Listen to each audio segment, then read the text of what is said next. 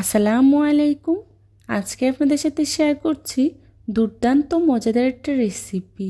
এই রেসিপিটা এতটাই মজার যে বাসায় ট্রাই না করলে বুঝতেই পারবেন না। সাদা ভাত, পোলাও কিংবা খুদের ভাতের সাথে খেতে খুবই ভালো লাগে। নিমিষেই এক প্লেট ভাত শেষ হয়ে যায়। আজকের এই শুটকি বোনা তৈরি করার জন্য এখানে আমি নিয়েছি হাফ কেজি কাঁচামরিচ। কাঁচামরিচগুলোকে আমি পরিমাণ মতো পানি দিয়ে খুব ভালো করে সিদ্ধ করে নিয়েছি। কাঁচামরিচগুলোকে আমি সিদ্ধ করে চুলা থেকে নামিয়ে একটি স্ট্রেনারের সাহায্যে খুব ভালো করে পানিটা ঝরিয়ে নিয়েছি। এবার কাঁচামরিচগুলোকে একটি ব্লেন্ডার জারে দিয়ে খুব ভালো করে ব্লেন্ড করে নেব। এর সাথে দিয়ে দিচ্ছি একটি আলু। এখানে আমি মাঝারি সাইজের একটি আলু খুব ভালো করে খোসা ছাড়িয়ে পাতলা পাতলা স্লাইস করে দিয়েছি। আলুটা দিলে এই শুটকি বোনাতে খুব সুন্দর একটা আঠালো ভাব আসে আর খেতেও দারুণ লাগে। আমার কাঁচামরিচগুলো ব্লেন্ড করে নেওয়া হয়ে গিয়েছে। এবার এক সাইডে রেখে দিচ্ছি। অন্যদিকে শুটকি বোনার জন্য এখানে আমি নিয়েছি শীতল শুটকি। শীতল শুটকিগুলোকে আমি খুব ভালো করে ধুয়ে পরিষ্কার করে নিয়েছি। এবার চুলায় একটি প্যান বসিয়ে এর মধ্যেই দিয়ে দিচ্ছি রান্না করা রেগুলার তেল 1/3 কাপ।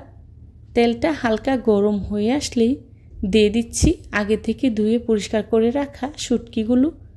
তেলের সাথে শুটকিগুলোকে ভেজে নিলে কাঁটাটা খুব সহজেই আলাদা করা যায়। দেখুন আমি কাঁটাগুলোকে খুব সহজে আলাদা করে ফেলে দিচ্ছি। এতে করে খাওয়ার সময় কোনো প্রকার কাঁটা লাগবে না। শুটকিটাকে আমি তেলের সাথে খুব ভালো করে ভেজে নিয়েছি। এখন এর মধ্যেই দিয়ে দিচ্ছি আস্ত রসুনের কোয়া হাফ কাপ আর দিয়ে দিচ্ছি পেঁয়াজ কুচি 1.5 কাপ। এখন পেঁয়াজ রসুনটাকে আমি কিছুক্ষণ ভেজে নেব। আমার পেঁয়াজ রসুনটা ভাজা হয়ে গিয়েছে। এখন এর মধ্যেই দিয়ে দিচ্ছি লবণ 1 চা চামচ আর দিয়ে দিচ্ছি হলুদের গুঁড়া হাফ চা চামচ, ধনিয়া গুঁড়া হাফ চা চামচ, রসুন বাটা 1 চা চামচ।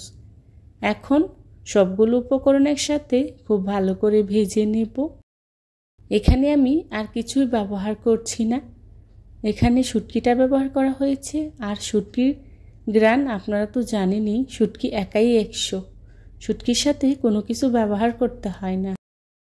এবার এর মধ্যেই দিয়ে দিচ্ছি আগে থেকে ব্লেন্ড করে রাখা কাঁচামরিচগুলো।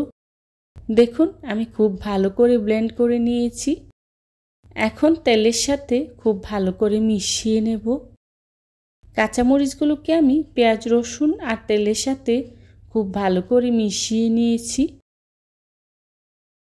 মেশানো হয়ে গেলে অনবরত নেড়ে ছেড়ে শুটকি বোনাটাকে আমি তেলের সাথে খুব ভালো করে ভেজে নেব। এই পর্যায়ে চুলার আঁচটা মিডিয়াম টু লোতে রেখে শুটকি বোনাটা করে নিতে হবে, না হলে প্যানে লেগে যেতে পারে। এই পর্যায়ে দিয়ে দিচ্ছি তেঁতুলের কাঠ 2 টেবিল চামচ।